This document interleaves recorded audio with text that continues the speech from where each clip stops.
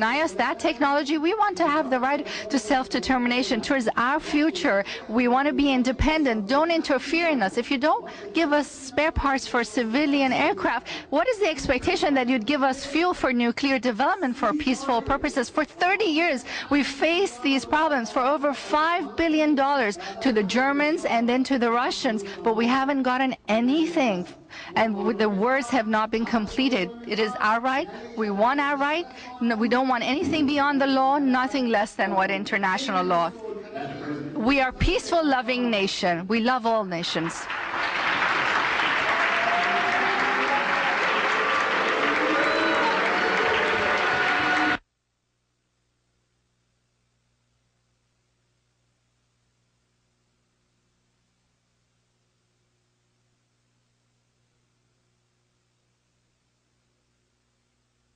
آقای رئیس جمهور در گذشته which I would like to pose to you on behalf of the students and faculty who have submitted them to me.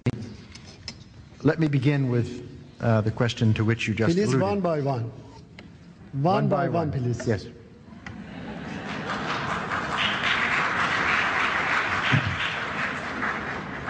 The first question is, do you or your government seek the destruction of the state of Israel as a Jewish state?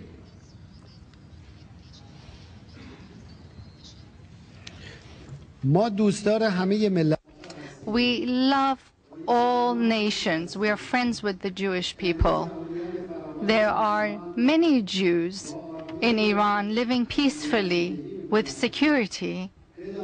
You must understand that in our constitution, in our laws, in the parliamentary elections, for every 150,000 people, we get one representative in the parliament. For the Jewish community, or 1/5 of this number, they still get one independent representative in the parliament. So our proposal to the Palestinian plight is a humanitarian and democratic proposal.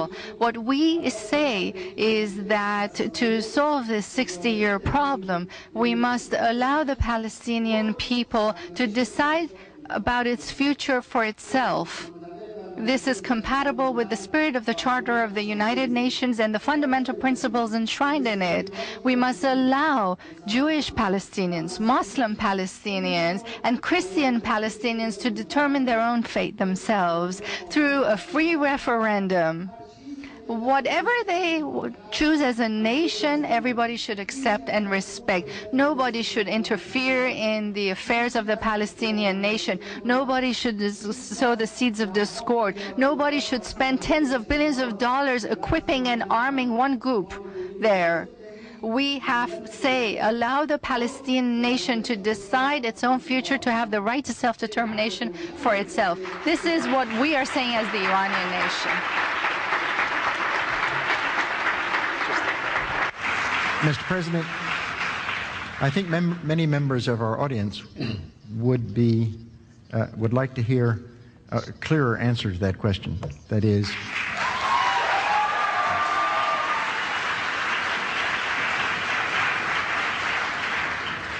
the question is, do you or your government seek the destruction of the state of Israel as a Jewish state? And I think you could answer that question with a single word, either yes or no.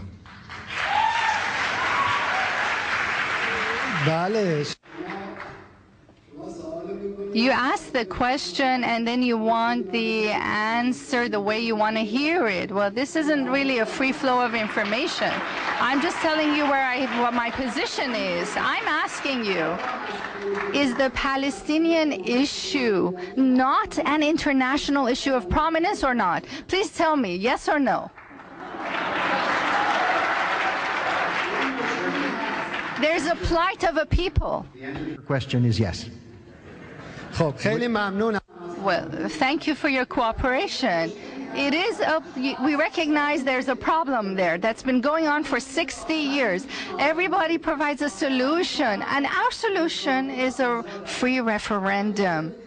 Let this referendum happen, and then you'll see what the results are. Let the people of Palestine freely choose what they want for their future. And then what you want in your mind to happen there will happen and will be realized. which was posed by President Bollinger earlier and comes from a number of other students. Why is your government providing aid to terrorists? Will you stop doing so and permit international monitoring to certify that you have stopped?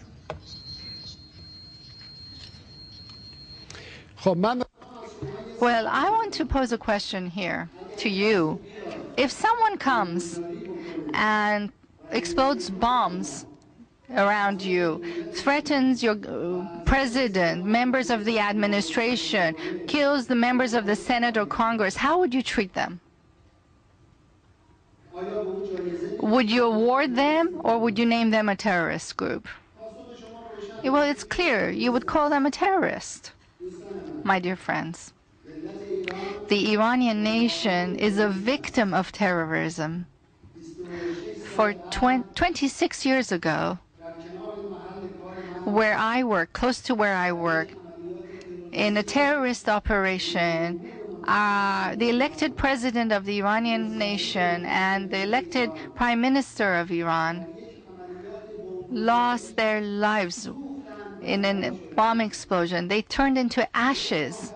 A month later, in another terrorist operation, 72 members of our parliament and high-ranking officials, including 4 ministers and 8 deputy ministers' bodies were shattered into pieces as a result of terrorist attacks. Within 6 months, over 4,000 Iranians lost their lives, assassinated by terrorist groups. All this carried out by the hand of one single terrorist group. Regretfully, that same terrorist group now, today, in your country, is operating under the support of the U.S. administration, working freely, distributing declarations freely, and their camps in Iraq are supported by the U.S. government. They are secured by the U.S. government. Our nation has been harmed by terrorist activities. We were the first nation that objected to terrorism and the first to uphold the need to fight terrorism.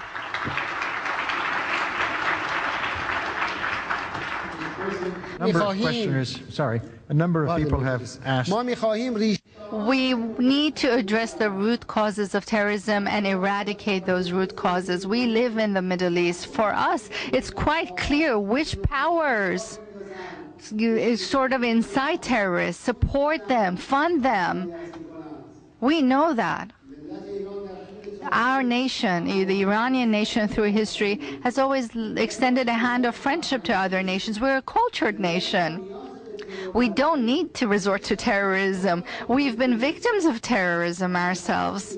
And it's regrettable that people who argue they're fighting terrorism, instead of supporting the Iranian people and nation, instead of fighting the terrorists that are attacking them, they're supporting the terrorists. And then turn the fingers to us. This is most regrettable. A further set of questions challenge your view of the Holocaust. Since the evidence that this occurred in Europe in the 1940s as a result of the actions of the German Nazi government, since those facts are well documented, why are you calling for additional research? There seems to be no purpose in doing so other than to question whether the Holocaust actually occurred as an historical fact.